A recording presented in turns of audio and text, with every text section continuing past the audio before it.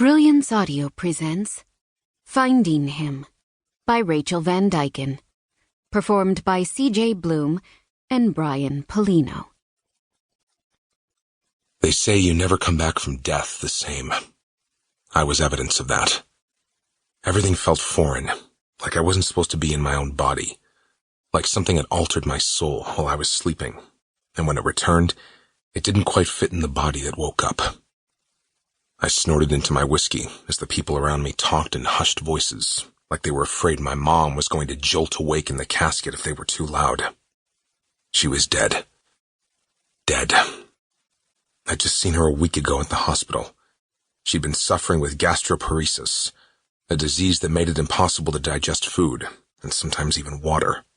She'd been doing so well, and then one minor infection sent her into a downward spiral that even the best doctors money could buy couldn't fix, couldn't help, couldn't save.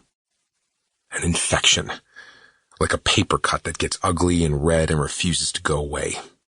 That's why she lost her life. Not even the fucking disease, but a side effect. It was like she knew something was wrong.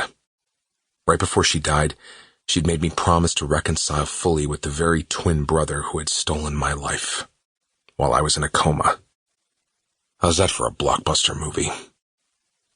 And that ridiculously beautiful and intelligent woman had told me she loved me, and made me say it, made me promise to try to be the bigger person, out loud. It was the last time I saw her, the last time I held her hand. Her hands were cold now. Placed at her sides perfectly, her makeup flawless, her dark silky hair arranged around her head, like she was merely sleeping, and waiting for her prince to rescue her. Though we all knew the ugly truth. My father had been more dragon than prince, and the fact that she made it through their marriage unscathed was a miracle. He thought money meant he didn't have to suffer consequences, and that love could be bought. He had no idea that the price would always be something he could never afford. How are you holding up? My brother Bridges' voice interrupted my morose thoughts, an intense concentration in the direction of the room that held our mother's body. I didn't want a viewing. Neither did Bridge. But it was never just about us. It was about our family name. About what our father would also want, even though he no longer controlled Tennyson Financial, the largest financial corporation in the U.S. Even though he divorced our mother and cast her aside when we were teenagers, splitting my brother and me up in the process. I remained with my father, while Bridge lived with our mother.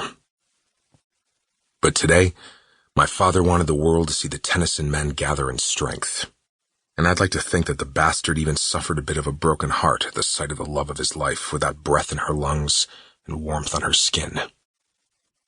The old Julian would have said he deserved it. The Julian that woke up from that coma couldn't even look in the direction of the casket, without tearing up and wanting to throw glassware all over the mansion. Fine. My voice was clipped, forced. I'm fine. You?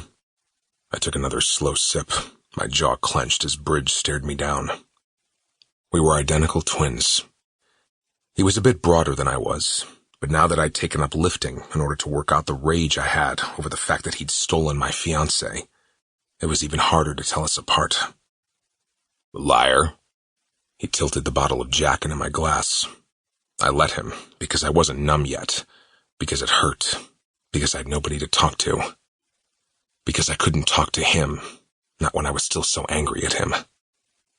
It had been 4 months, and I still couldn't look at Izzy, who was now his wife, because then I'd see the pity in her eyes, the sadness, the need for me to forgive her so she could get rid of her own guilt.